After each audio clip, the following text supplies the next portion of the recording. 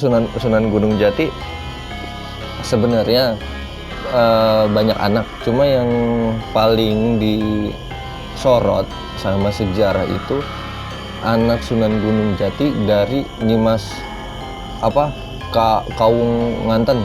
Dari Nyimas Kawung Nganten ini yang namanya Pangeran Sebak Kingkin, yaitu Sultan Hasanuddin. Nama lainnya Sultan Hasanuddin sebagai sultan di Banten. Cuma yang gue mau bahas di sini, dari sekian istrinya, yang paling menarik buat kita dan buat beberapa orang itu istrinya yang bernama Ongtin.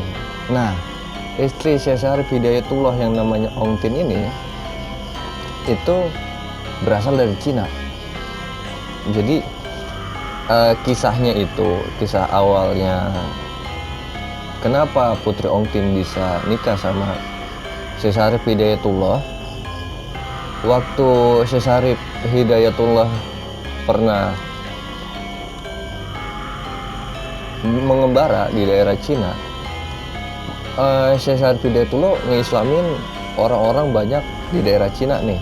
Nah, Syekh Syarif Hidayatullah itu nyebarinnya bukan cuma dengan dakwah, tapi ada orang sakit Syekh Syarif Hidayatullah sembuhin. Jadi ada beberapa cerita di sini pun di web yang gue dapet.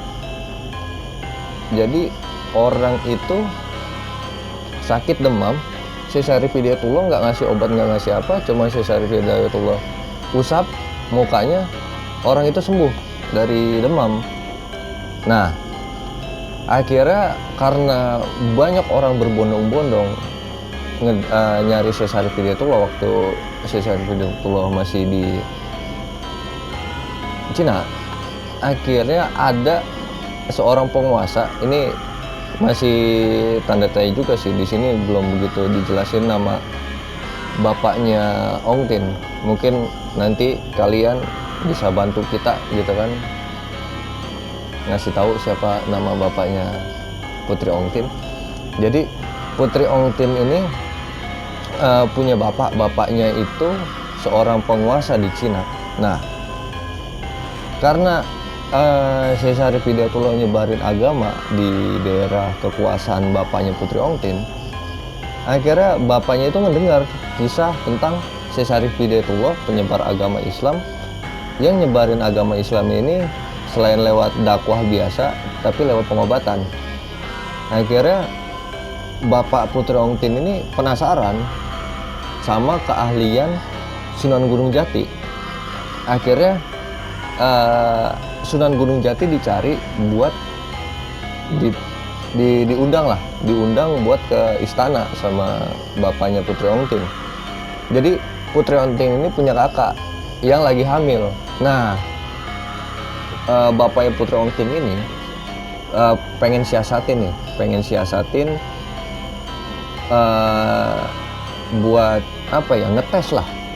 Ada siasat buat ngetes Sunan Gunung Jati ini benar-benar pendakwa yang hebat apa enggak, sesuai dengan omongan warga yang ikut jadi orang Islam apa enggak gitu kan.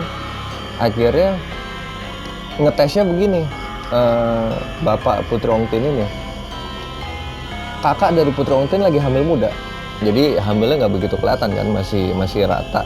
Nah, Putri Ongtin itu dibungkus pakai bokor, sebutannya, panci ya, kayak panci lah, kendi kayak gitu, dilibet kain di perutnya, jadi seolah-olah kayak orang hamil.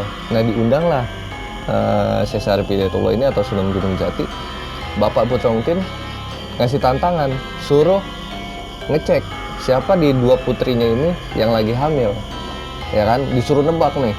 Akhirnya Sunan Gunung Jati cuma nyentuh perut Putri Ongtin, karena perut Putri Ongtin yang kelihatan hamil gede kan. Nah, bapak Putri Ongtin ini, si penguasa Cina ini, akhirnya makin ngelihat, wah ternyata ini mah cuma penipu gitu loh, nggak ada kesaktian, itu nggak ada, biasa aja, karena dia nggak bisa ngedetek siapa yang hamil siapa yang enggak gitu kan. Akhirnya diusirlah Sunan Gunung Jati, dan akhirnya Sunan Gunung Jati setelah perlakuan kasar dari bapaknya Putri Ongtin itu mutusin buat pulang lagi ke Cirebon dan enggak sama sekali nyentuh negeri Cina, ya kan. Habis itu nggak lama Sunan Gunung Jati pergi dari istana, itu istana dibikin geger. Ternyata Putri Ongtin itu jadi kayak orang hamil beneran. Jadi si pancinya ini, si Bokor ini hilang, jadi bener-bener kayak orang busung gitu, kayak orang hamil. Nah di situ bapaknya Putri Ongtin bingung, si penguasa ini bingung. Akhirnya berobat lah kemana-mana kan, dari ke dukun, ke tabib, ke dokter lah di masa-masa itu. Akhirnya nggak nemuin kesembuhan. Cuma ada salah satu tabib kerajaan, dia bilang kalau Putri Ongtin cuma bisa disembuhin sama Sunan Gunung Jati. Nah disitulah bapaknya akhirnya ngizinin Putri Ongtin buat pergi nemuin Sunan Gunung Jati ke Cirebon. Itu bapaknya udah nyerahin anaknya begitu aja, suruh berbakti ke Sunan Gunung Jati, sama nggak usah balik lagi ke Cina.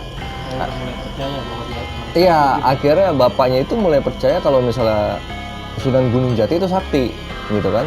Akhirnya pergilah sama pengawal-pengawal ini nih, si Putri Ongtin ini cari Sunan Gunung Jati ke Cirebon. Akhirnya pas udah sekian lama perjalanan lah, Putri Ongtin itu akhirnya sampai nih di Cirebon. Nah Sunan Gunung Jati yang tadinya ada di Gunung Jati itu di wilayah kerajaan, akhirnya dengar cerita kalau misalnya ada orang Cina itu mendarat di wilayah Cirebon. Akhirnya Putri Ongtin ini pas mendarat nyari-nyari siapa yang kenal sama Sunan Gunung Jati kan, karena emangnya dia terkenal seorang raja juga kan, seorang sultan juga di Cirebon. Akhirnya ketemulah Putri Ongtin, langsung disambut sama Sunan Gunung Jati. Akhirnya di situ Putri Ongtin ngucap ke Sunan Gunung Jati kalau dia pengen berbakti sampai akhir hayat ke Sunan Gunung Jati, cuma minta disembuhin dulu nih si perut buncitnya ini kan. Akhirnya Sunan Gunung Jati pun ngobatin penyakit buncitnya si Putri Ongtin ini. Nah perut buncitnya itu balik lagi normal, jadi si panci kuningan itu yang diikat kain akhirnya normal. Dan gak lama Sunan Gunung Jati nikah sama Putri Ongtin. Nah habis nikah itu ternyata ya gimana ya, sedikit sedih juga sih kalau misalnya dibilang. Pas udah nikah itu cuma dalam waktu 1 tahun 25 hari setelah pernikahan itu Putri Ongtin meninggal karena sakit. Itu yang bikin Sunan Gunung Jati pun ngerasa sedih, karena dibanding semua istri-istri yang lain, Putri Ongtin ini dinilai sama Sunan Gunung Jati itu sebagai istri yang paling pintar buat ngelayanin suami, paling nurut lah, paling benar-benar paling patuh di antara yang lain. Akhirnya orang-orang kerajaan Cirebon diperintahkan sama Sunan Gunung Jati buat makamin Putri Ongtin di daerah Gunung Jati yang dijadiin pusat pemerintahan itu, sama ngasih wasiat kalau sampai nanti Sunan Gunung Jati meninggal, dia pengen dikuburin deket sama Putri Ongtin. Nah disitulah cerita sedikit tentang Putri Ongtin, karena gua sendiri pun gimana ya, nyarinya rada rumit tentang Sunan Gunung Jati ini. Tadi kan gua bilang anaknya ada 12 dari 6 istri, cuma ada beberapa referensi yang bilang anaknya cuma 6, ada yang anaknya cuma 7 gitu loh. Ini pun masih simpang siur sejarah gitu kan, tergantung babat mana yang kita mau pakai. Ada babat Cirebon, ada babat mana gitu kan. Ya cuma gue ngambil sedikit patokan, ngambil intisarinya dari beberapa web yang udah direvisi, dirangkum. Jadi ngambil versi umumnya aja lah, karena nanti ujung-ujungnya bisa jadi perdebatan dari Putri Ongtin aja, dia punya anak atau enggak masih simpang siur. Ada yang bilang punya, ada yang bilang anaknya baru lahir nggak lama meninggal, ada yang bilang anaknya itu Pangeran Kuningan, makanya ada wilayah Kuningan di daerah Cirebon. Ya itu masih walam lah, kita masih belum tahu juga gitu kan. Mungkin buat kalian ya bisa ada referensi, nanti komen di kolom komentar biar kita bisa nambah-nambah ilmu lah bareng-bareng.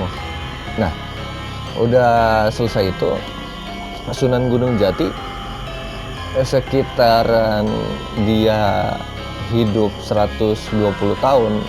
Ada juga, jadi gimana ya gue ngejelasinnya, jadi Sunan Gunung Jati ini meninggalnya pun penuh tanda tanya lagi guys.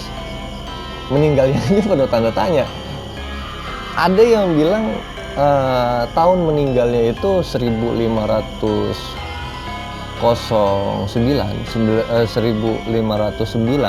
Ada yang bilang 1568. Cuma kita nggak bakalan mau ngedebatin itu karena ya balik lagi, ini sosok tokoh yang berpengaruh. Ya gue juga hati-hati juga buat ngebahas sejarah, ya gue nggak bisa ngeklaim kalau apa yang gue sampaikan ini pasti otentik, karena banyak lagi yang lain yang lebih luas pengetahuannya daripada yang gue ceritain. Nah, intinya Sunan Gunung Jati meninggal di umurnya 120 tahun. Di situ pada saat meninggal Sunan Gunung Jati itu benar-benar kondisinya di tempat yang sederhana, di gubuk sederhana di daerah gunung apa tadi ya namanya? Bukan Gunung Semar. Dia meninggalnya itu di daerah Gunung Sembung.